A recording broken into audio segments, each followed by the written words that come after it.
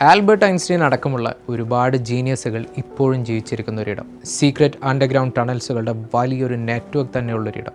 ചരിത്രവും അതിനോട് ചേർന്നുള്ള ലെജൻഡറി ആയിട്ടുള്ള കഥകളും പിന്നെ കുറച്ച് നിഗൂഢതകളുമൊക്കെ നിറഞ്ഞ് അമേരിക്കയിലെ ന്യൂ ജേഴ്സിയുടെ ഹൃദയഭാഗത്ത് സ്ഥിതി ചെയ്യുന്ന നൂറ്റാണ്ടുകൾ പഴക്കമുള്ളൊരു യൂണിവേഴ്സിറ്റി.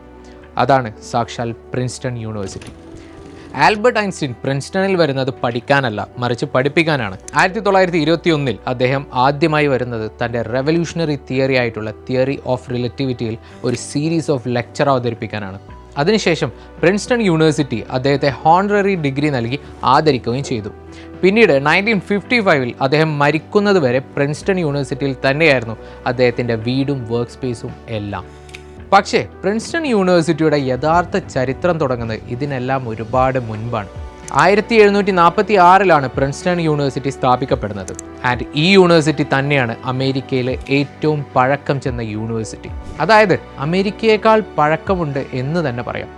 അവിടുത്തെ ക്യാമ്പസ് ശരിക്കും ഒരു ലിവിങ് മ്യൂസിയം തന്നെയാണ്. Gothic stone arches, grand libraries, large chapels, അങ്ങനെ ഒരു ചരിത്രാതീതമായ നഗരം പോലെ തന്നെ തല ഉയർത്തി നിൽക്കുന്ന ഒരു ക്യാമ്പസാണ് പ്രിൻസ്റ്റൺ യൂണിവേഴ്സിറ്റിയുടേത്. ക്യാമ്പസിൻ്റെ കാര്യം പറഞ്ഞപ്പോൾ ഒരു ഫൺ ഫാക്ട് പറയാം. ഈ ക്യാമ്പസ് എന്ന വാക്ക് തന്നെ ആദ്യമായി ഉപയോഗിക്കപ്പെടുന്നത് പ്രിൻസ്റ്റൺ യൂണിവേഴ്സിറ്റിയിലാണ്. ക്യാമ്പസ് എന്നത് ഫീൽഡ് എന്ന് അർത്ഥമാക്കുന്ന ഒരു ലാറ്റിൻ വേർഡാണ്. യൂണിവേഴ്സിറ്റിയിലെ പച്ച പുൽത്തകിടികളെ ഡിസ്ക്രൈബ് ചെയ്യാൻ വേണ്ടി അവിടുത്തെ സ്റ്റുഡൻസ് ഉപയോഗിച്ചു തുടങ്ങിയ ഒരു വാക്കായിരുന്നു അത്.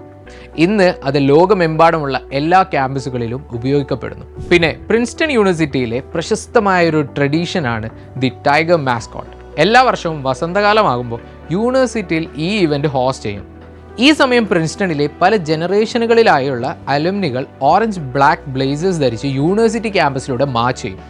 1880കളുടെ തുടക്കം മുതൽക്കേ ടൈഗർ മാസ്കോട്ട് എന്ന ഈ ട്രഡീഷൻ അവിടെയുണ്ട്. പിന്നെ അവിടുത്തെ മറ്റൊരു വിചിത്രമായ ആചാരമാണ് ദ 24 ക്യാൻ ചാലഞ്ച്. അതായത് എല്ലാ ഏപ്രിലിലും അവിടുത്തെ സ്റ്റുഡൻസ് 24 മണിക്കൂർ കൊണ്ട് 24 ബിയർ കുടിക്കുന്ന ഒരു ആചാരമാണത്. ഫോർ ഓബ്വിയസ് റീസൺസ് ഇത് ഫെയിൻ ഹാർട്ടഡ് ആയിട്ടുള്ള ആളുകൾക്ക് പറ്റിയൊരു ചാലഞ്ച് അല്ല എന്ന് ഞാൻ പ്രത്യേകം പറയണ്ടല്ലോ, അല്ലേ?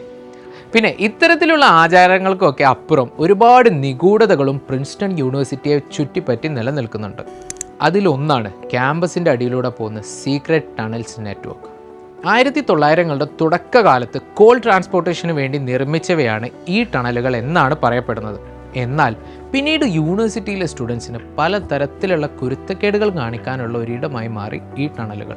ഇന്നിപ്പോൾ അതിൽ മിക്കതും യൂണിവേഴ്സിറ്റി തന്നെ അടച്ചിരിക്കുകയാണ്. എന്നാലും നോക്കേണ്ട പോലെ നോക്കിയാൽ ഇന്നും ഓപ്പൺ ആയിരിക്കുന്ന ഒരു എൻട്രൻസ് എവിടെയെങ്കിലുമൊക്കെ നിങ്ങൾക്ക് കാണാൻ സാധിച്ചേക്കും. ഇനി പ്രിൻസ്റ്റൺ യൂണിവേഴ്സിറ്റിയുടെ അക്കാദമിക് ചരിത്രം എടുത്ത് പരിശോധിക്കുകയാണെങ്കിൽ മോർ ദാൻ 45 നോബൽ ലോറിയേറ്റ്സ് ഈ പറഞ്ഞ പ്രിൻസ്റ്റൺ യൂണിവേഴ്സിറ്റിയിൽ നിന്നും പഠിച്ചിറങ്ങിയിട്ടുണ്ട്. പിന്നെ US പ്രസിഡന്റുമാരും സുപ്രീം കോടതി ജഡ്ജിമാരും പിന്നെ സയൻസ്, ലിറ്ററേച്ചർ, ആർട്സ് മേഖലകളിലെ പല പ്രമുഖന്മാരും ഇവിടെ അലുമിനീസ് ആണ്. എന്തിനേറെ പറയുന്നു, ലോക പ്രശസ്തമായ ഫിക്ഷണൽ സൂപ്പർ ഹീറോ ബാറ്റ്മാൻ പഠിച്ചിരിക്കുന്നത് വരെ ഈ പറയുന്ന പ്രിൻസ്റ്റൺ യൂണിവേഴ്സിറ്റിയിലാണ്. അത്രമാത്രം അമേരിക്കയുടെ പോപ്പ് കൾച്ചറിൽ പോലും പ്രധാനപ്പെട്ട ഒരു സിംബലായി മാറിയ ഒരു പ്രസ്ഥാനമാണ് നമ്മുടെ ഈ പ്രിൻസ്റ്റൺ യൂണിവേഴ്സിറ്റി. പ്രശസ്തമായ ചില സിനിമകളുടെ ലൊക്കേഷനായും ഈ യൂണിവേഴ്സിറ്റി പിന്നീട് ഉപയോഗപ്പെടുത്തിയിട്ടുണ്ട്. A beautiful mind, transporter 2, requiem for a dream എന്നിവയൊക്കെയാണ് അവയിൽ ചില സിനിമകൾ. എന്തായാലും ഇതുപോലെ ചരിത്രപരമായ പല കാര്യങ്ങളുടെ ഒരു വലിയ ഖനി തന്നെയാണ് ഈ പറയുന്ന പ്രിൻസ്റ്റൺ യൂണിവേഴ്സിറ്റി. അത് ചരിത്രമുറങ്ങുന്ന മണ്ണല്ല, ചരിത്രം ഇന്നും ജീവിച്ചിരിക്കുന്ന മണ്ണാണ്.